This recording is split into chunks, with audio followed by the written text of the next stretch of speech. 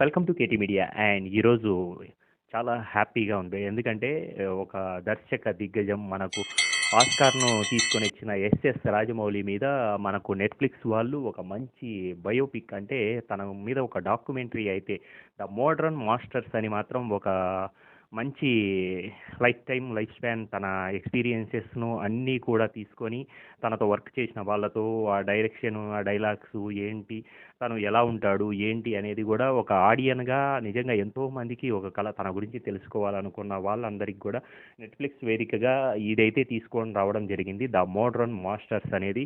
ఎందుకంటే English version అయితే ఆ ట్రైలర్ వచ్చిన విధానం అయితే కనుక చాలా బాగుంది. అండ్ ఇందులో ఎన్టీఆర్ కావచ్చు, ప్రభాస్ కావచ్చు, రామారాజమౌళి కావచ్చు, అలాగే కీరవాణి, జేమ్స్ క్యామరూన్ లాంటి వాళ్ళు మన రాజమౌళి గురించి చెప్పడం, ప్రతి ఒక్కరు వాళ్ళ టెక్నీషియన్స్ కూడా ఎలా ఉంటాడు, షెట్లో ఎలా ఉంటుంది అని ఎక్స్ప్లెయిన్ చేసే విధానం ఆ ట్రైలర్ కట్లో చూస్తే మంచి ఎంటర్టైనింగ్ విత్ తన గురించి తెలుసుకోవాలన్న వాళ్ళందరికీ కూడా ఇది చాలా బాగుంటుంది. బట్ నెట్ఫ్లిక్స్ వాళ్ళకు ఒక సజెషన్ ఏంటంటే తెలుగు వర్షన్ అయితే నేను చూశాను. ఎందుకంటే మాస్టర్గా మనము మోడ్రన్ మాస్టర్స్లో రాజమౌళిని మనము ఒక విధమైన ఐకాన్గా తీసుకునేటప్పుడు అతను, ఎందుకంటే ఒక 13 మూవీస్ ఏమాత్రం ఫ్లాప్ లేకుండా తన హిస్టరీని తనే బ్రేక్ చేసి అసలు మూవీకి అప్డేట్ అవుతూ ఒక డిఫరెంట్, ఎందుకంటే తీసుకెళ్ళి ఒక పాన్ ఇండియా పాన్ వరల్డ్లో మన తెలుగు మూవీస్ను తీసుకెళ్లిన విధానం మాత్రం అందరూ అప్రిషియేట్ చేయాల్సిన విషయమే. అండ్ ఇందులో నా అంటే నాలాంటి వాళ్ళు మరియు చాలామంది రాజమౌళి ఫ్యాన్స్ మరియు తెలుగు వాళ్ళు హర్ట్ అయ్యే విషయం ఏంటంటే, ఇందులో తెలుగు వర్షన్ అయితే ఒక ట్రైలర్ అయితే రిలీజ్ అయింది.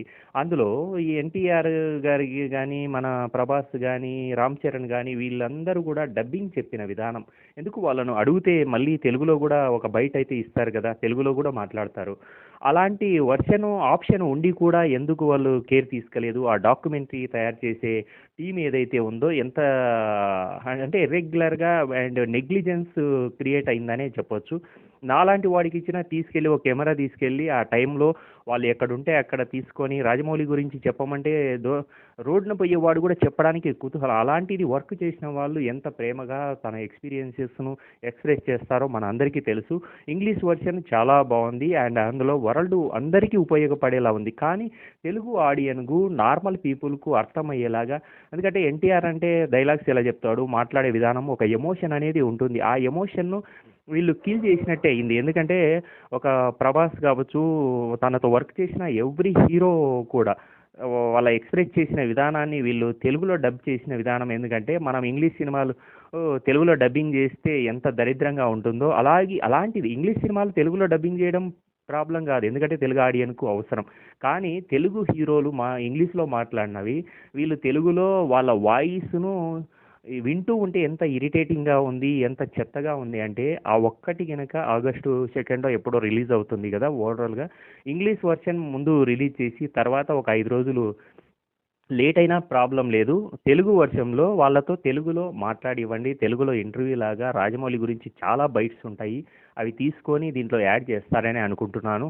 ఎందుకంటే మిస్టర్ పర్ఫెక్షనిస్ట్గా మనకు టాలీవుడ్లో రాజమౌళికి ఎంత బ్రాండ్ ఉందో మనందరికీ తెలుసు. అలాంటి వాళ్ళ బయోపిక్ చేసేటప్పుడు మీరు ఎంత జాగ్రత్తగా ఉండాలి, ఎంత కేరింగ్ తీసుకోవాలి అనేది మీరు దృష్టిలో పెట్టుకోవాలి. అలాంటి బయోపిక్ చేసేటప్పుడు అలాంటి వాళ్ళ గురించి చెప్పినా కానీ ఎంత నీట్గా, ఎంత ఎక్స్ప్లెనేషన్గా ఉంటుందో అలాగే మీరు కూడా, ఇది అందులో వరల్డ్ వైడ్ వెళ్తుంది, వరల్డ్ వైడ్ తెలుగు వాళ్ళకు కూడా ఇదంతా రీచ్ అయ్యే విధానమే. కాబట్టి మీరు ఆ నెట్ఫ్లిక్స్ యాజమాన్యం ఎవరైతే ఉన్నారో, అలాగే మనకు సింహ కావచ్చు, వీళ్ళందరూ కార్తికేయ కావచ్చు, ఇంత మంచి టెక్నీషియన్స్ ఉన్నారు, వాళ్ళ కింద ఉన్న అప్రెంటిస్కి అప్పచెప్పినా కానీ ఇంతకంటే మంచిగానే క్యారీ చేస్తారని అనుకుంటున్నాను.